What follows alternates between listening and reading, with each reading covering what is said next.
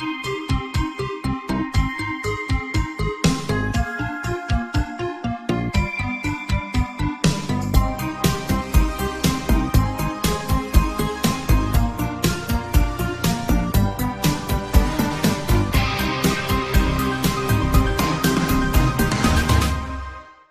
eat the eggs. Entry 1.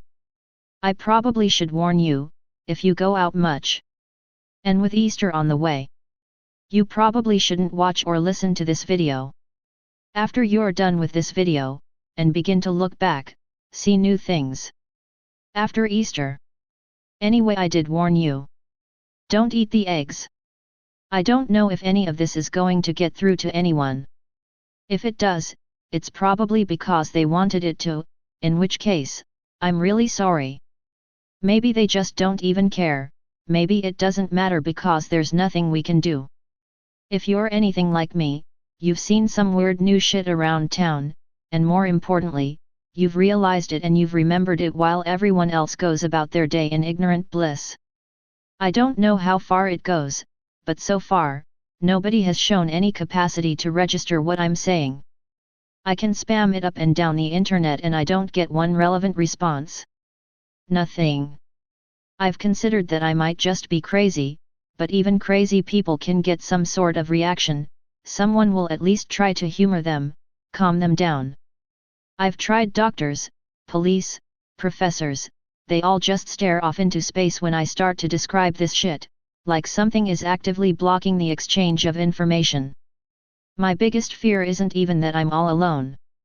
My biggest fear is that I might still only perceive bits and pieces of something bigger, or worse, that my capacity to perceive all this is shrinking. I can write it down, I can record every last detail, but it's not going to matter if I become like everyone else. I could wake up tomorrow and look at my journal entries and only see a pile of mysterious cake recipes. Who the hell knows? The first thing I ever saw was one of the pickup windows. It was just like any other you might see at a fast food place, but it was right on the side of my own goddamn house. Nothing amiss indoors, but outside, half the block was lined up on my front lawn, reading over a glowing menu full of scribbly-looking gibberish and receiving their meals, if you want to call them that, almost instantaneously. They all acted like it was their usual, mundane lunch stop.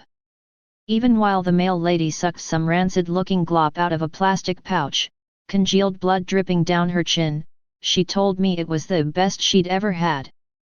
All my questions were met with those blank stares and stupid smiles.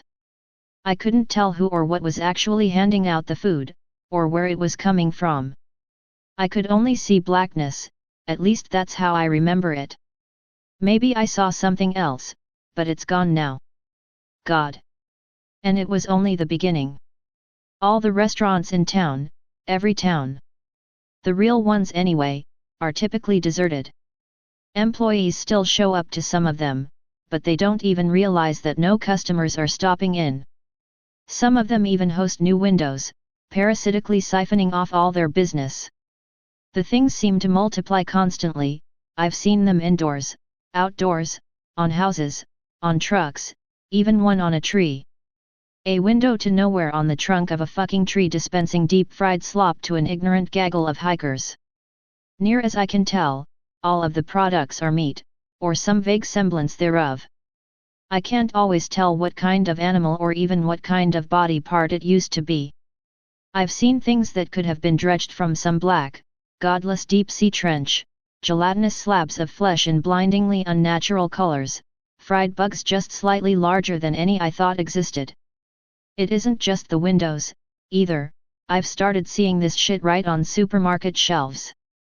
Foreign-looking packages with that same gibberish language on it, occasional bouts of quasi-English like number a million taste, or it can dream a great flavor. It all has the same stupid logo on it, too. Sometimes burnt right into the cuts of meat. A bug-eyed, cartoon hamburger in a little chef's hat. Sometimes it's winking. Sometimes it isn't. Sometimes it only is after I've looked away. There's even people sucking down the shit on live television. The talking heads come back from commercial licking blood and grease off their hands. The weather lady shows up looking like an extra from a slasher movie, red stains increasingly thick on a blouse. I don't think she's changed in weeks. Nobody else cares. Nobody thinks anything is odd or new or different. Nobody but me. My appetite for meat is thoroughly dead, to say the least. I don't think I could ever trust it again, but I've noticed non-meat products are growing steadily rarer. Fruits and vegetables are sitting out longer between restocks.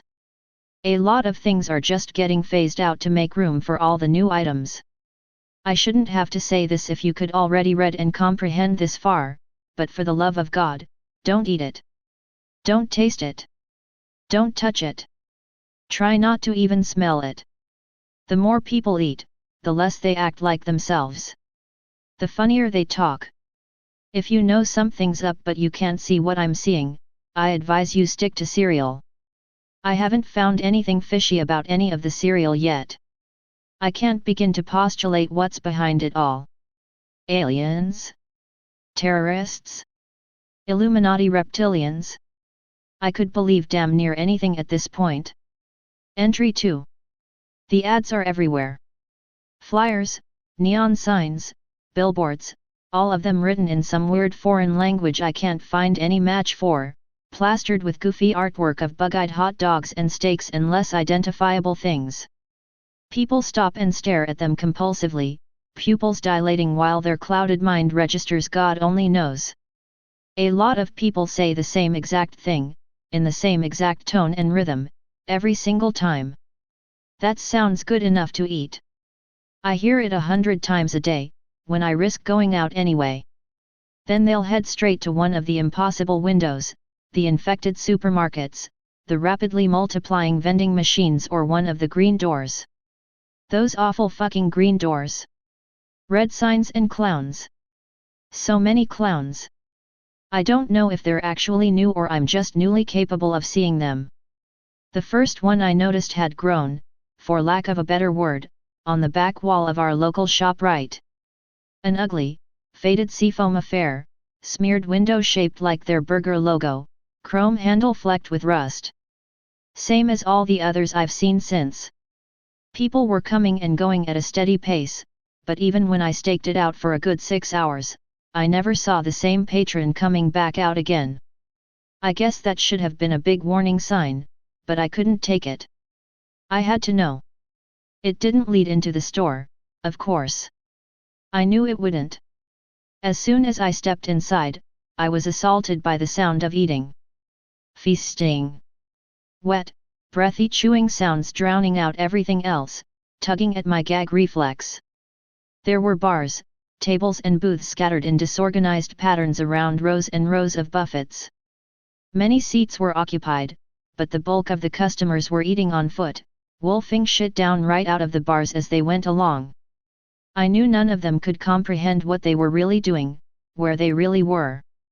The decor was almost, but not quite in the style of a retro 50s diner, maybe with a dash of Dr. Seuss. A lot of the furnishings looked chunky, soft, and plastic, like they were designed for children, though I can't imagine any child with such depressing taste. Booths were lined with putrid, off-green cushions. Tables were a hideous yellow tan with chipped, chrome trimmings. The floors were pale blue tile, like a public restroom, many pieces missing or disheveled. The walls were more of that tacky chrome interrupted by fake wood paneling, giving way to glass windows from about waist height to the ceiling. Yes, windows. Not visible from outside. I had stepped through a door in the middle of one plain, solid brick wall, but from inside, it was glass all around. They were so thick with grime that I could scarcely see through them, but I could tell it wasn't the correct view from behind the shop right. It looked more like some murky storybook vista, simple, blocky houses on rolling green hills. Despite the steady stream of people coming in through the door, I couldn't see a single sign of movement or life out there. I began to wonder if I might look suspicious, just standing around and gawking while everyone else was heading straight for the food. I thought I might as well make some effort to blend in. Mistake number 1. Most of the offerings were typical of the shit coming out of those takeout windows or invading the grocery shelves, a heap of raw, red steaks sat on a bed of black, clotted blood. Oversized, pasty white drumsticks dribbled cold, yellow juices.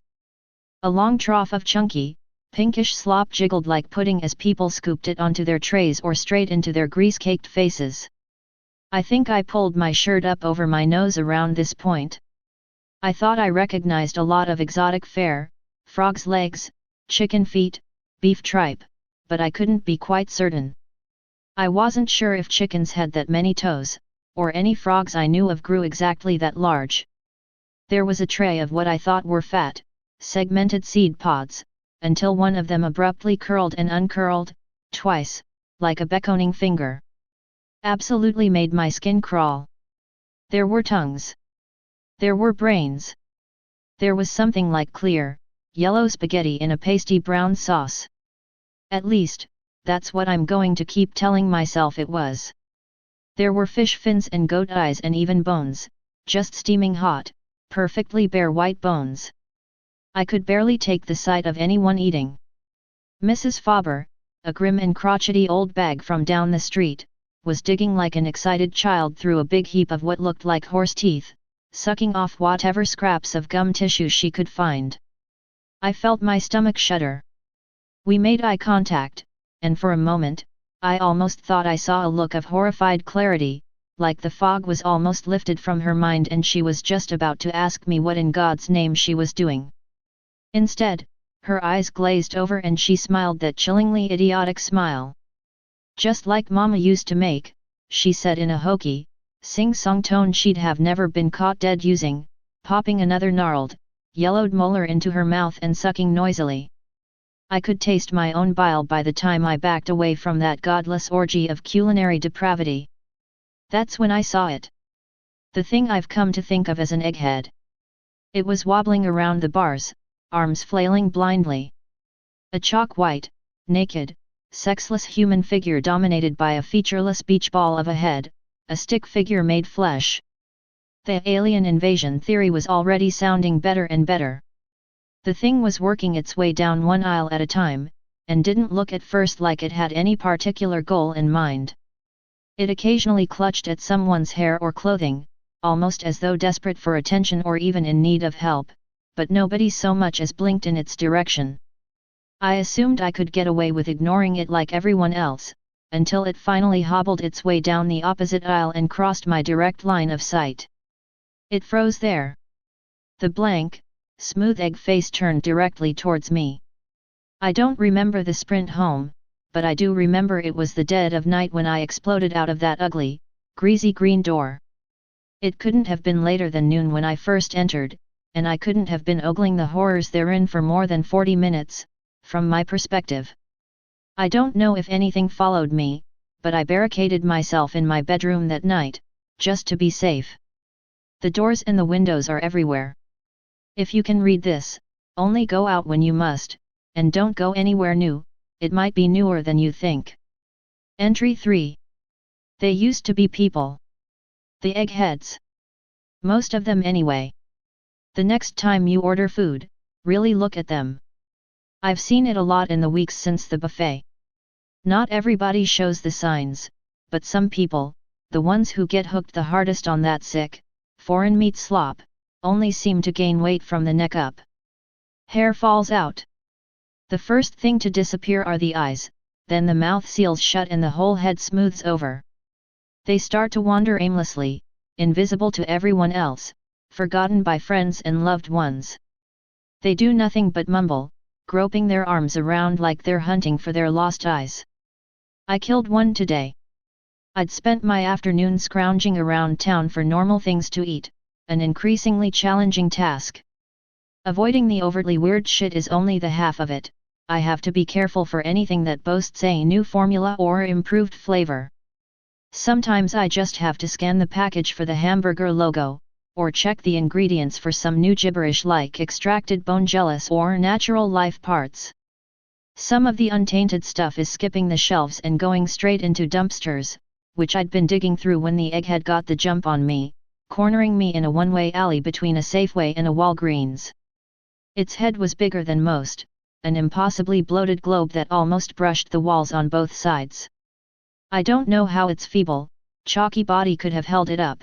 It was barely more than a skeleton, thin skin shrink-wrapped tightly to its bones.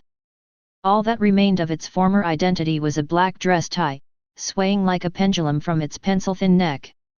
Its incoherent mumbling sounded at once panicked, apologetic and threatening as it staggered towards me, limbs outstretched.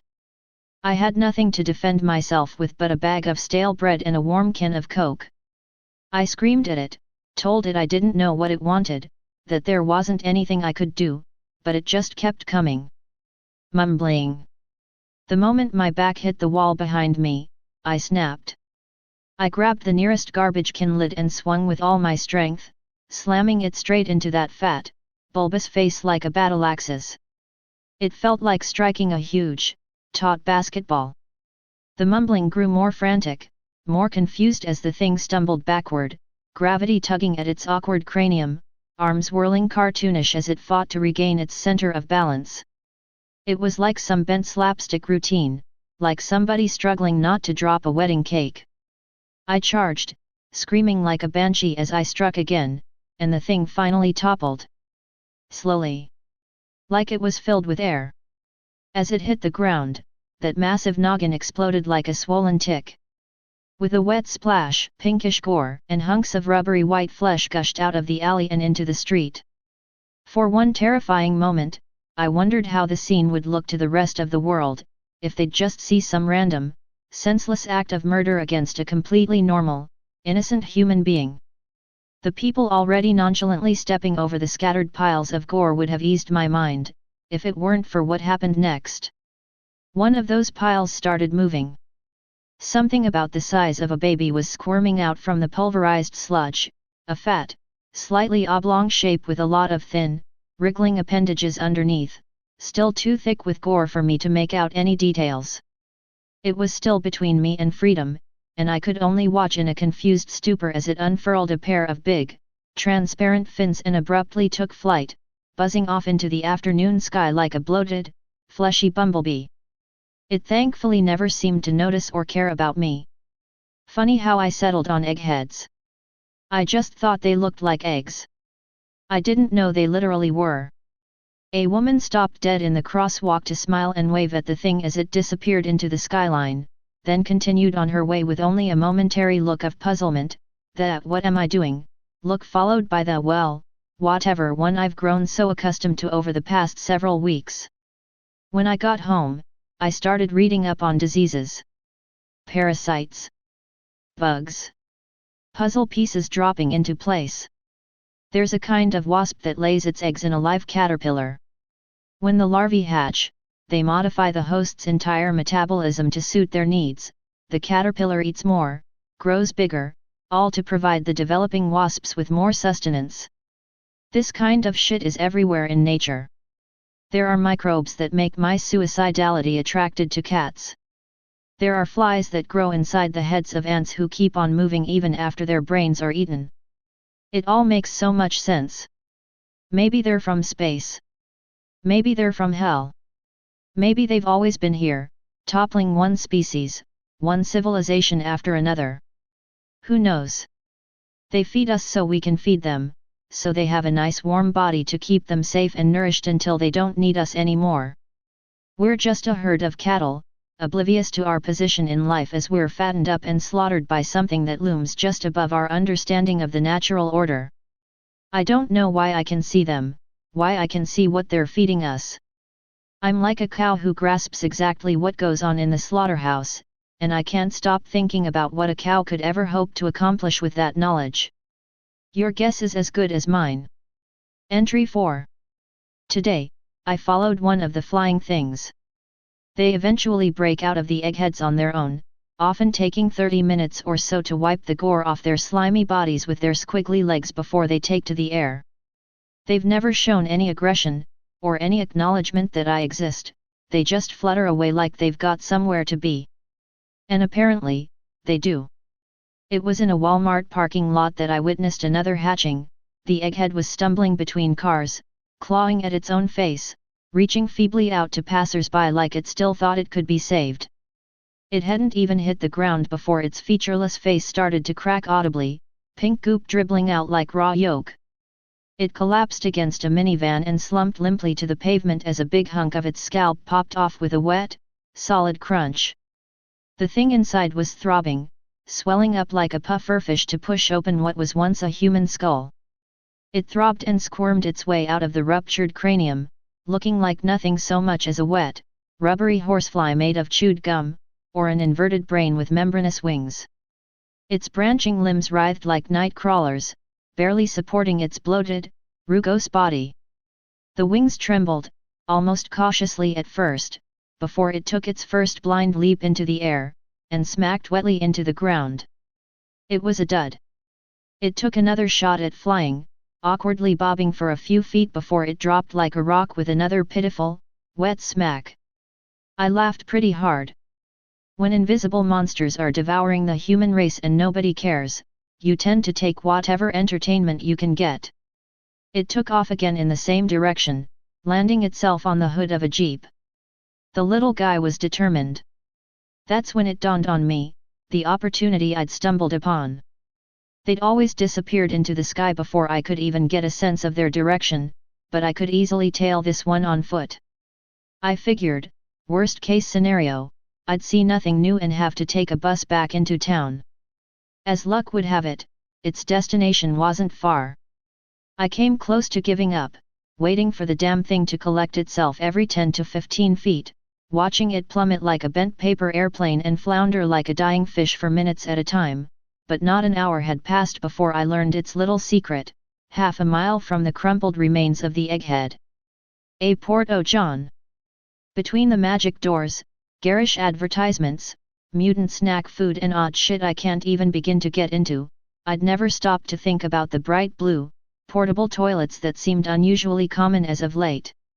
I never needed one, and with the seemingly perpetual roadwork guzzling our tax dollars for as long as I've lived here, it's not as if they were all that strange a sight. The grimy, plastic door quietly swung open as the brain bug flopped closer. I feigned disinterest, doing my best to pass by as obliviously as everyone else, but snuck a quick glance into the open honeypot. The brain fly, as I decided to dub them, was already careening down a long, dark tunnel, stretching as far as the eye could see, all somehow contained in a single small, portable shithouse. Nothing unusual, these days. As I made my way back to my car and drove the rest of the way home, only one thought persisted. I had to know. Reality was unraveling around me. Former neighbors were fighting in the streets for rancid mouthfuls of fish guts. Giant hamburgers were lighting up the night sky on neon signs that dwarfed entire buildings. Things were eating people from the inside out, and all I wanted was an answer. Even a hint. Any lead I could find. I didn't suspect there was anything I could do, and any day now I could wake up another deluded zombie, another gluttonous slave to their deep-fried maggots and pickled eyeballs. They could grind me up and serve me at the buffets for all I cared. I just had to know where that damn tunnel went, where the brain-eating bastards were really going. I laid awake that night, my mind racing with images of alien motherships, parallel realities, and subterranean cities. Tomorrow, I'm going in. Either I die knowing one more piece of the puzzle or I somehow kick their gooey little asses. Who's to say they'll even be prepared for an intruder, if they think they've got us all fooled? I don't expect to be some kind of hero, but so far, I'm the only one I know who even has a shot at trying. Entry 5.1. I was not prepared for what I found in that tunnel. It stretched on for over a mile in the back of what should have been the 3x3 interior of a porta-pot. I'd been led there by a flying brain, and what I found still succeeded in surprising me. I'd planned to come prepared, but there was ultimately little that I thought would be useful.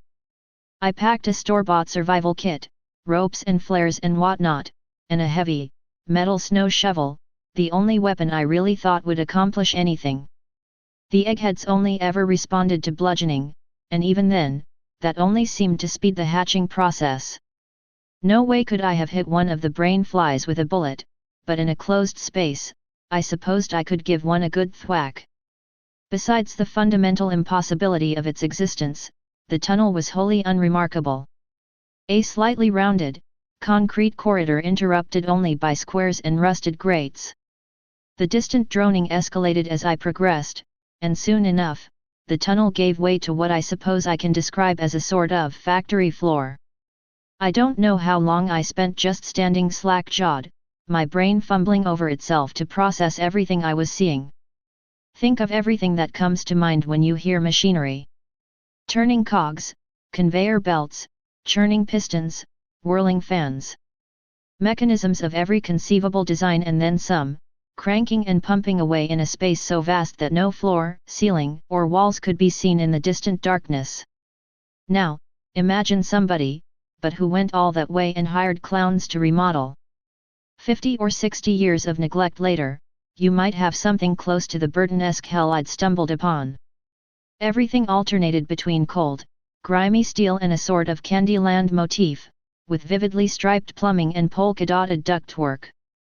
I jumped as a shower of sparks flew from an immense, robotic arm overhead, its rusted metal casing and tangled red wiring a stark contrast to its Mickey Mouse glove hand. I found myself retreating a few steps into the tunnel as it reached out, joints groaning with neglect, and pulled a tremendous lever with a shining pink knob, an action inexplicably punctuated by a sound like a quacking duck. Instantly, a checkerboard-looking conveyor belt squealed to life, issuing forth a procession of what may have been dead pigs, though I couldn't see their heads, or even the ragged stumps where any may have once been attached. With a ridiculous slide whistle sound, another huge object rose into view, an angular, pink and purple funnel the size of a swimming pool. One by one, the mystery carcasses tumbled off the belt and into the huge trumpet, each followed by a torturous rending sound and a brief but voluminous geyser of thick, brown blood. The stink was overpowering. Mesmerized by the spectacle of Willy Wonka's sausage factory, I nearly fell on my ass as a large object shot over my shoulder. A brain fly. It had come up through the tunnel behind me, and narrowly dodged my head by a few inches. As my heart cautiously restarted itself, I filed away the knowledge that I was still of no obvious concern to the things, even intruding as I was into what may have been their headquarters, or at least an extension of it. I wasn't sure whether or not that was reassuring. The parasite had banked sharply upwards as it left the tunnel, but I could still hear the distinct fluttering of big, membranous wings between the whirring, grinding, and occasional goofy honking of the factory. I craned my head, waiting for the irregular crackling of the equipment to illuminate the gloom. Sure enough, I could see hundreds, thousands of glistening, pinkish shapes passing a good 10 to 15 stories overhead, all in the same direction. I followed. A network of catwalks made navigation relatively easy, and I was usually able to keep sight of the concrete wall I'd emerged from. Tunnel entryways were frequent, brain flies periodically zipping through to join their brothers and sisters above. Even if I lost my way, I was confident that another tunnel might empty back into the real world, and probably in a populated area. They needed bodies, after all. I shuddered. Not at the thought, but at how casually the thought had come. I was growing too used to this. Uncomfortably comfortable. The Xi'an slaughterhouse offered no shortage of grotesque spectacles. Rivers of meat slush oozed their way along metallic chutes as wide as city streets, putrescent corpses bobbing sluggishly in the current, and sometimes against it. Towering circular saws loomed like macabre Ferris wheels, chewing their way through slabs of solid, fresh meat that could have fed whole towns. What living thing could even have that much flesh on it? A steady splattering turned out to be a blender the size of a small house. Literally just a scaled-up, household blender. It even had a giant-sized dial, albeit with only one labeled setting, Excite. I suppose you could describe the endless truckloads of live, white mice pouring into it as excited, in a sense. I passed bubbling lakes of entrails, fermenting tanks of gasping fish heads, mountains of broken, and bloodied bone.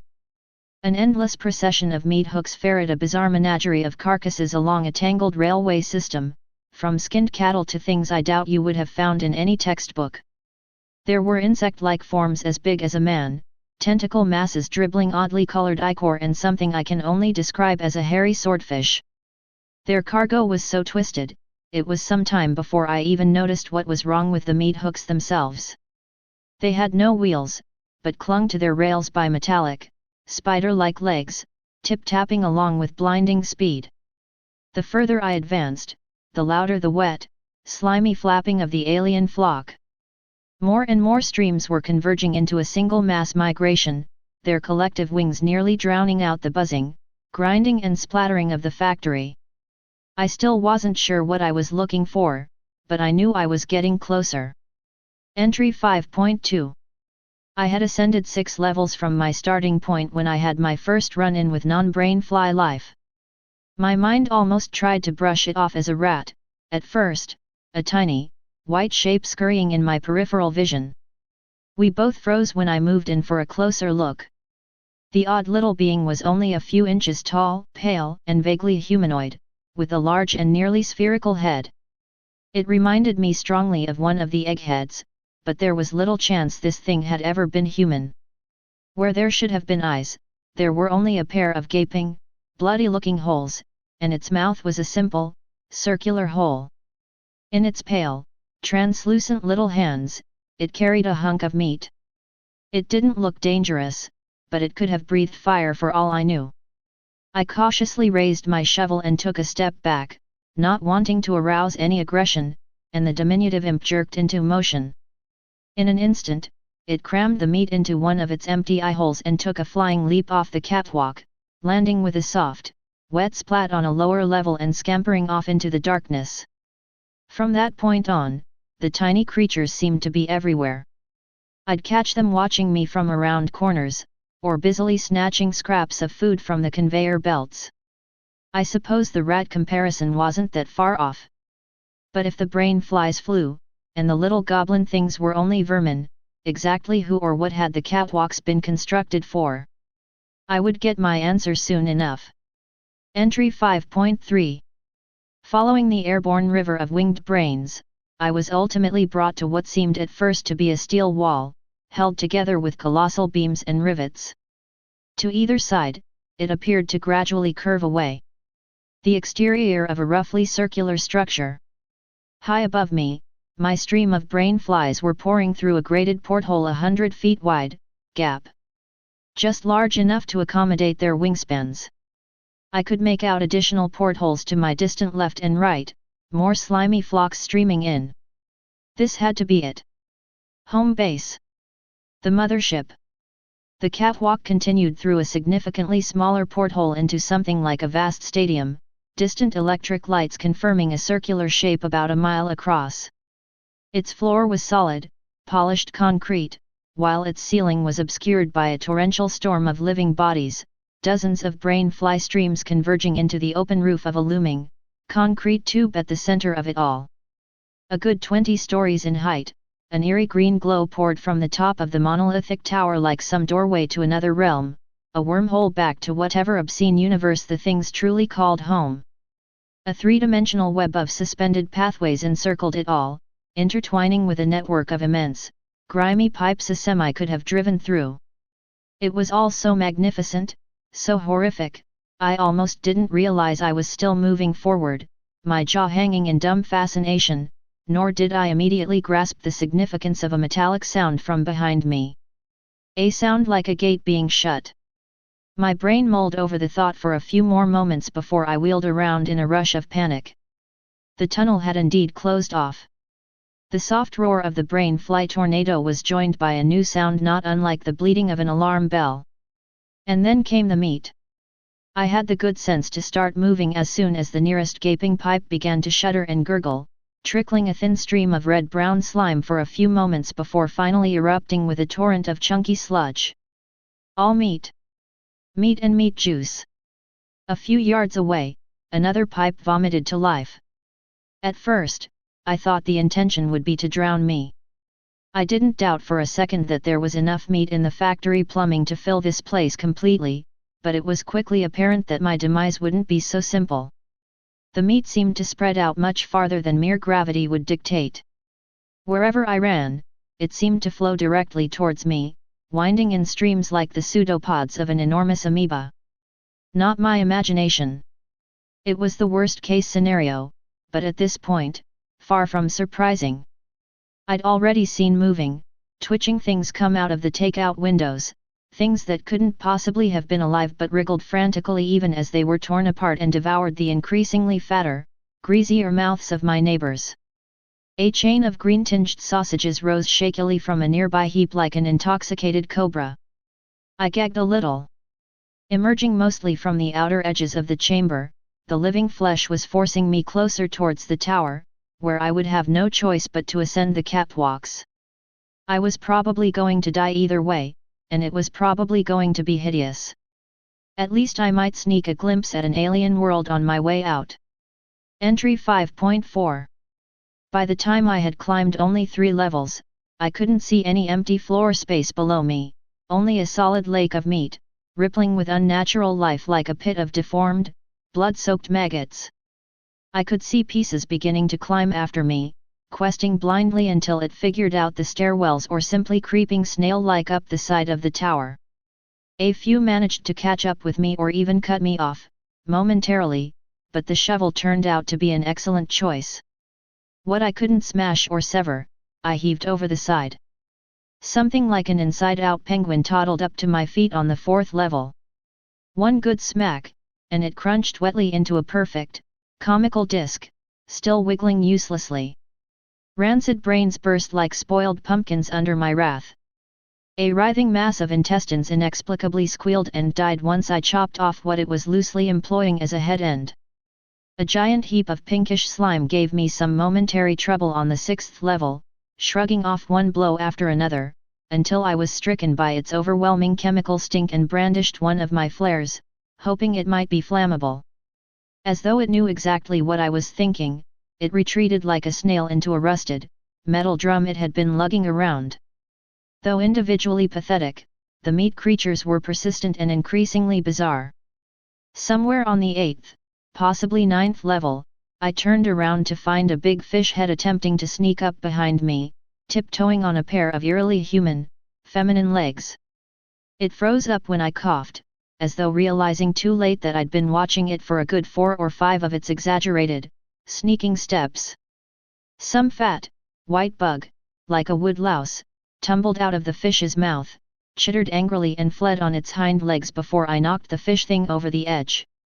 Hey!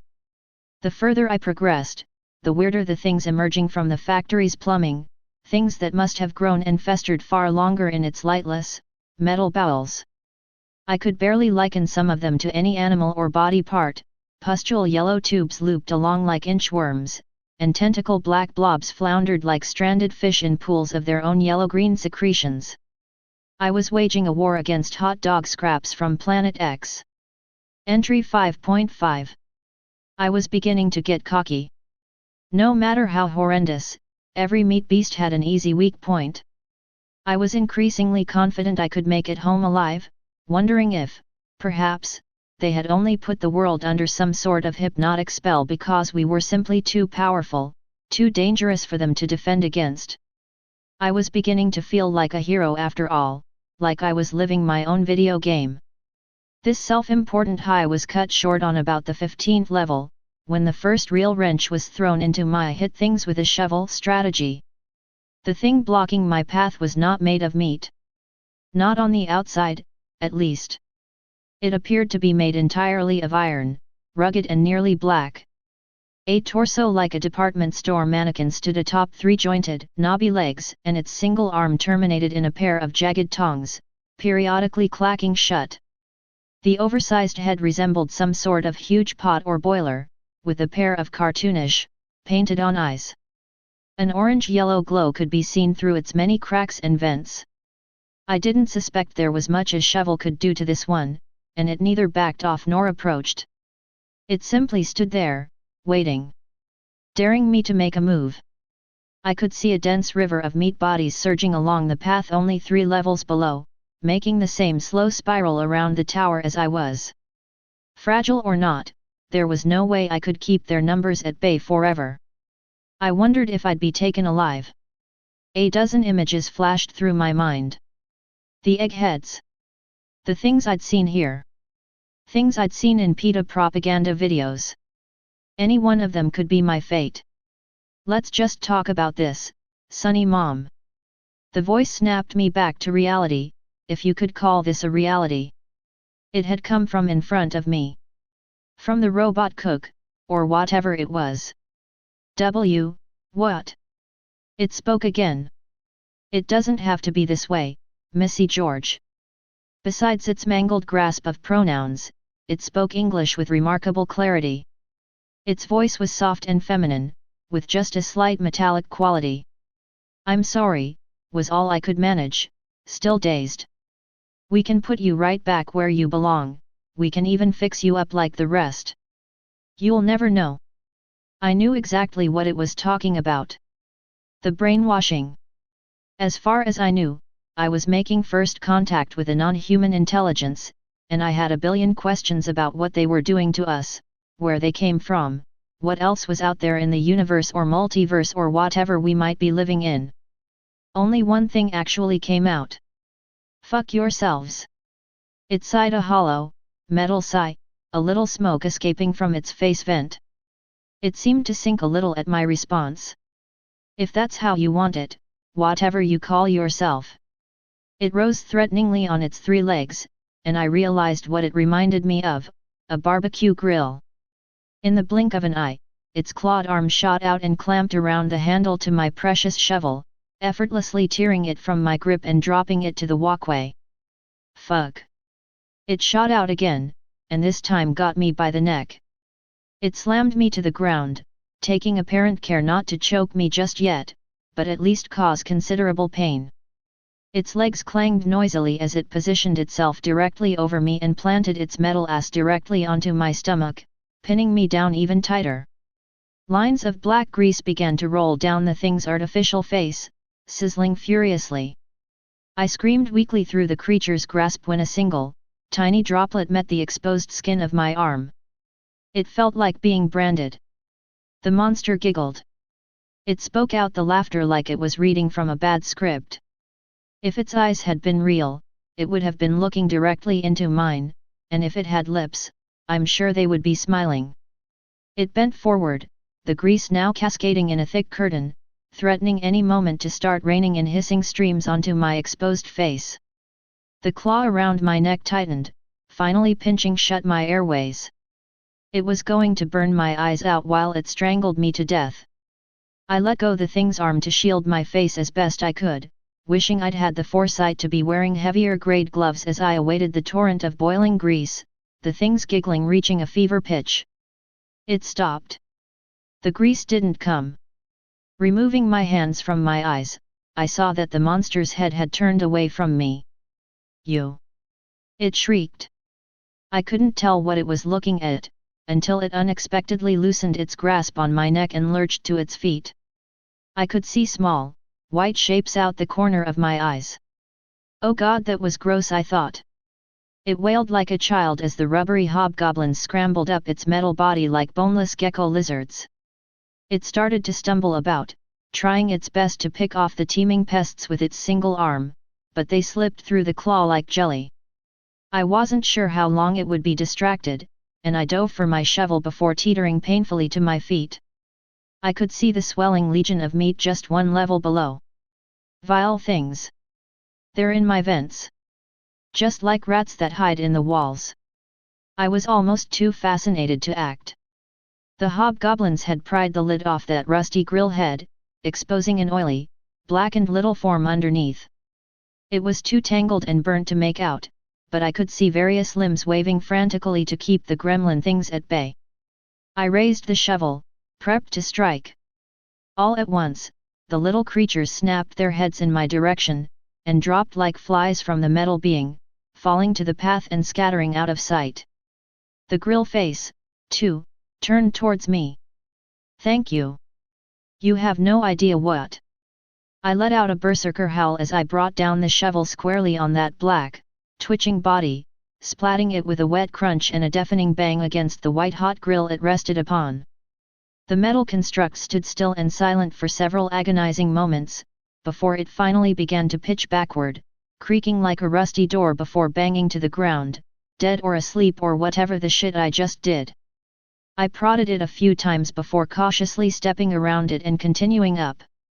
Something didn't want me to reach the top, and I felt pretty good about it. Entry 5.6. The rest of my climb was relatively uneventful, broken only by the odd hot dog squid or scuttling pork ribs. It was a full 23 flights up that I was at last roughly level with the top of the tower, the walkway branching around it in a perfect wall-to-wall spider's web. Up close, the sight of the brain flies was more awesome and more hideous than I could have imagined.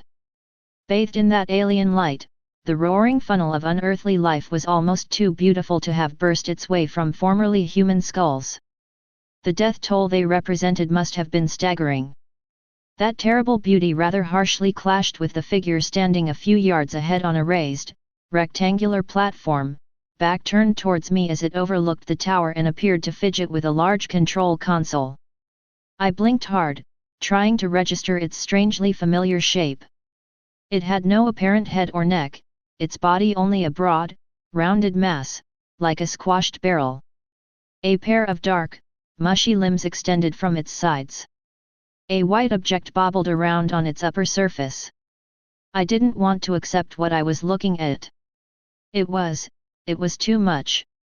Even now. It was just fucking stupid.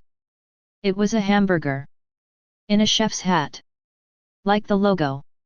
If I could sneak up on it, I could plunge my mighty blade straight down into its big, stupid bread head. There was no way it could hear me coming above the teeming bugs. I took my first light, cautious step. It whirled around. For a long time, we just stared at one another. The rancid-looking beast regarded me with bulging, bloodshot eyes the size of soccer balls, oozing and twitching as it looked me up and down.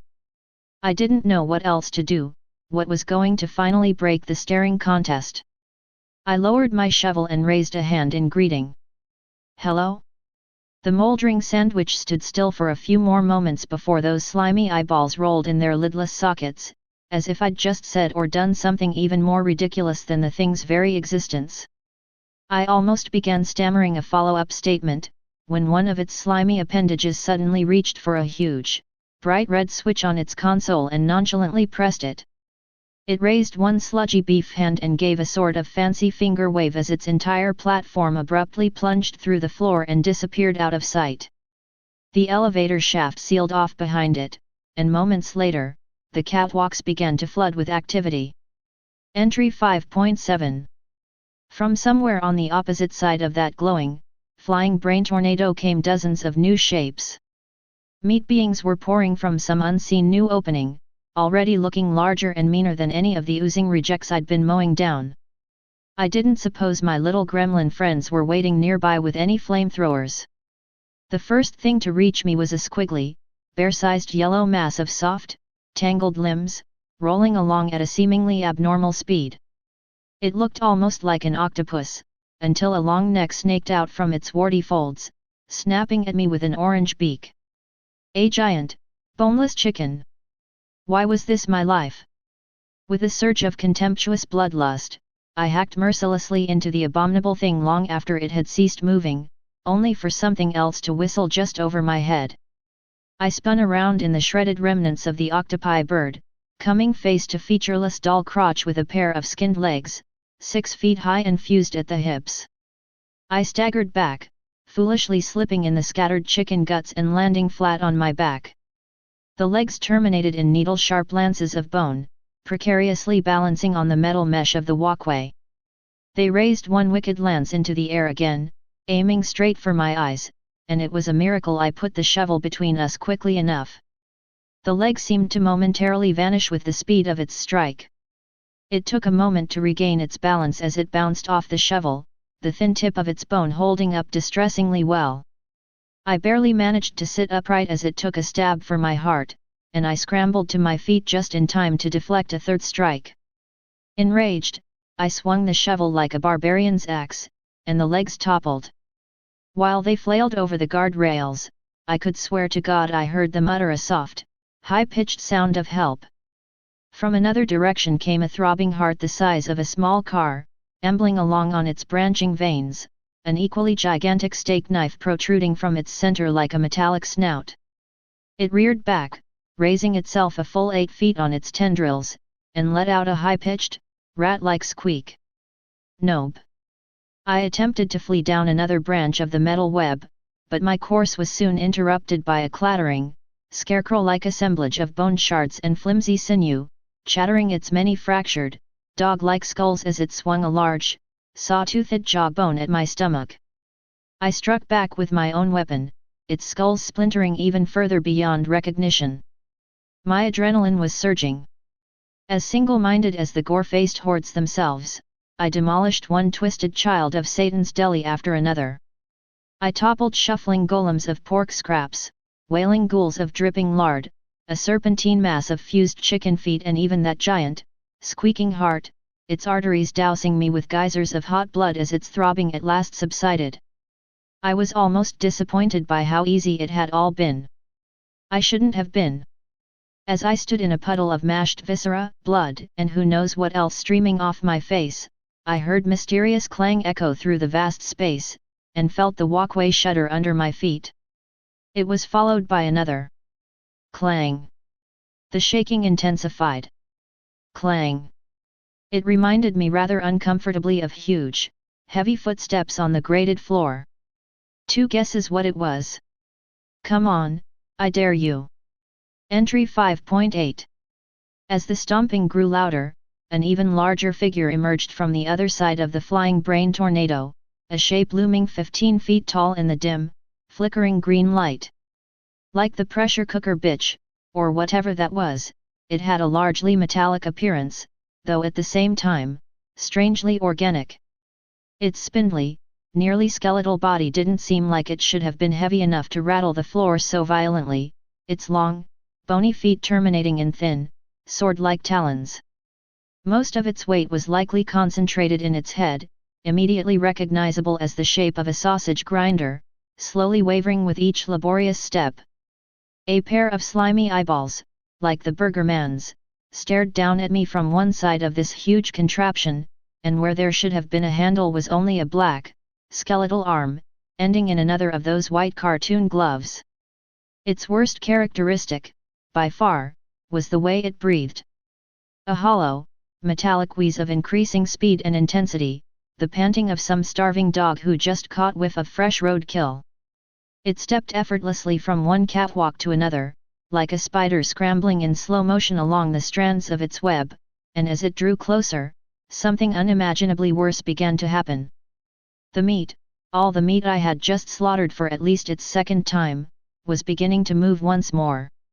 As one, the mutilated horrors around me began to writhe, stumble, and drag themselves towards the grinder-headed giant, whose single arm shot out the moment one groping, rolling pile of giblets came within its impressive reach. It lifted the shining, sticky mass up to the filth-caked funnel on the top of its grinder head, and dropped it straight in. It continued to stomp its way in my general direction, scooping up more monsters and dumping them into its upper orifice until they were nearly spilling over the sides, a churning bathtub full of flesh and innards. The thing was slow, but as I ran from one end of the spider's web to the next, I found every possible exit sealed tight, and by now, the meat rising from below had almost reached my level. There was no way out. There was nothing to fight. I could only keep running. I turned to look back at the grinder being, still ponderously but relentlessly pursuing me in a straight line as I was forced to zigzag. It snatched up the last straggling monster, some sort of spider-legged, white pod resembling nothing I really recognized, and dumped it in with the rest.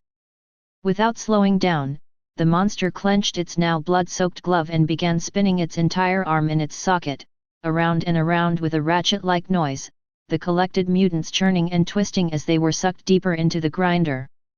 I turned to continue running, but made it only a few more yards before a sickening, flatulent sputtering sound echoed through the chamber, and something thick, warm, and wet slammed hard into my back.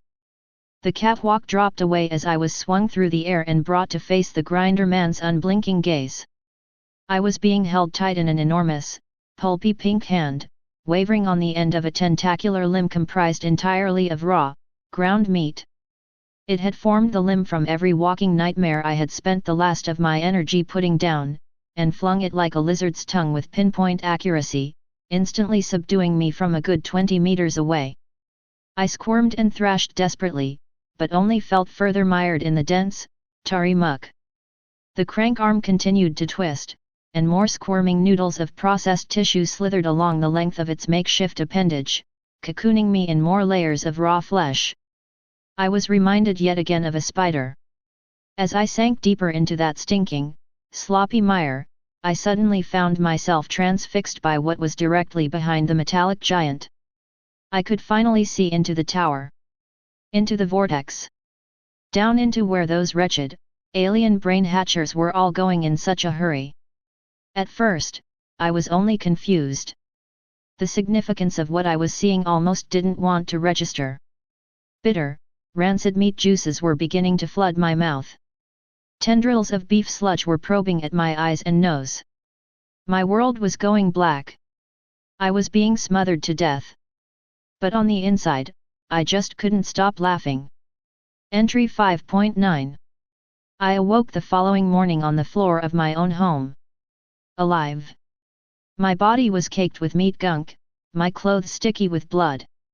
Not a dream.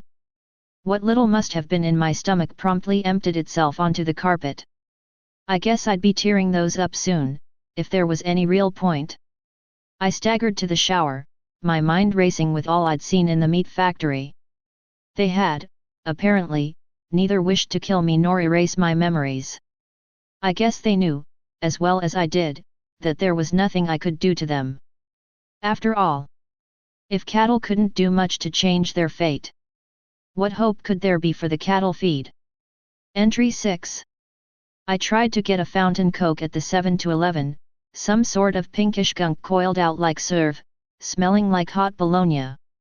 Yummy. I cut open what I thought was a watermelon. The inside was a lot like a brain. I unwrapped an almond joy and got nothing but a length of bone, filled with a clear yellow mush. I put money into a Coke machine. I saw the bottle tumble to the bottom. I reached through the door. All I pulled out was a heart. Still beating. I hurled it to the pavement and stomped it into nothing but a red, sticky stain. I came home starving, not even surprised by the flock of chickens hobbling around my front lawn, plucked and headless. I staggered to my kitchen and cracked into another box of cereal from my dwindling stash. Cat food stink. Cartoon hamburger. The words superior food matter had replaced frosted flakes. Tony the Tiger was just a grainy photograph of a bobcat. A box of Lucky Charms now said added tissue rind above some shitty JPEG stock art of a nobody leprechaun. The Cheerios had become organism part. Add fluids. The rest of the box was dominated by a close-up of clammy, grey intestines.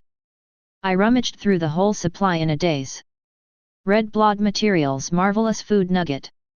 None of this was there when I bought it. I didn't bring home anything with a single letter out of whack. The last box used to be Cocoa Puffs. My favorite. Fred Flintstone still looked like Fred Flintstone, just far too real. I could see every pore on his lifelike, fleshy nose. This was now, apparently, a box of flavored meal substance. Whatever. What the fuck ever. I ate it. I ate it and it was goddamned delicious. So was the mysterious can of your favorite meat pastes waiting for me on my coffee table. So was the cup of what looked, smelled, and tasted like liquid bacon, straight from my own tap. The black thing in the refrigerator was as sweet as maple ham, even if it looked like the bastard child of a caterpillar and a starfish. The best thing, by far, was the steak. The huge, red, juicy steak ready for me in the seat of my car. It wasn't even the flavor that made it so good. It was the screaming. I do need to say one more thing, don't eat the eggs, they're bad. Stay paranoid my friends.